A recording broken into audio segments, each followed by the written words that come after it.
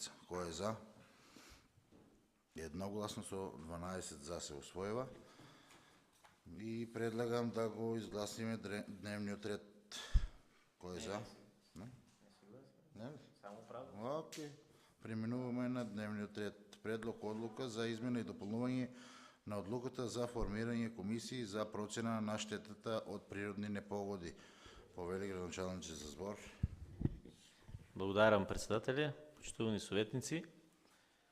Значи, ова втора поред вондарна седница за неколку дена ја свикуваме со цел да се комплетираат комисиите за процена на штетите од природната непогода која што ја зафти територијата на општина Василево и неколку населени места.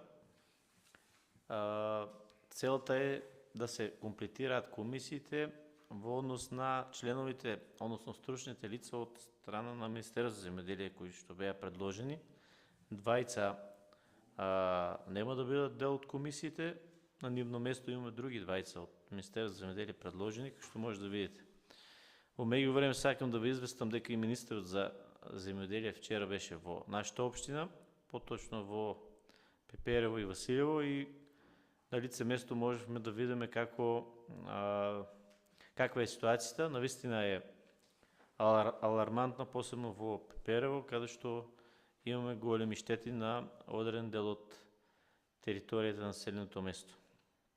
Сметам дека комисијата треба што побрзо да излезе на лице место.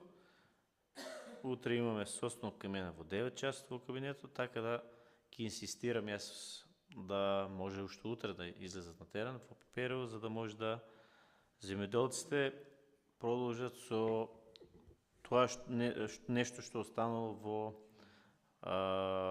на нивата, да може да го одгледуваат и да произведат. Се со цел да имаат колку толку подобра екзистенција.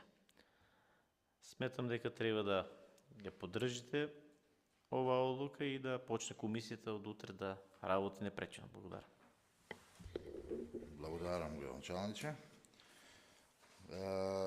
Ја ставам точката на гласање за комисиите како што се наведени во одлуката.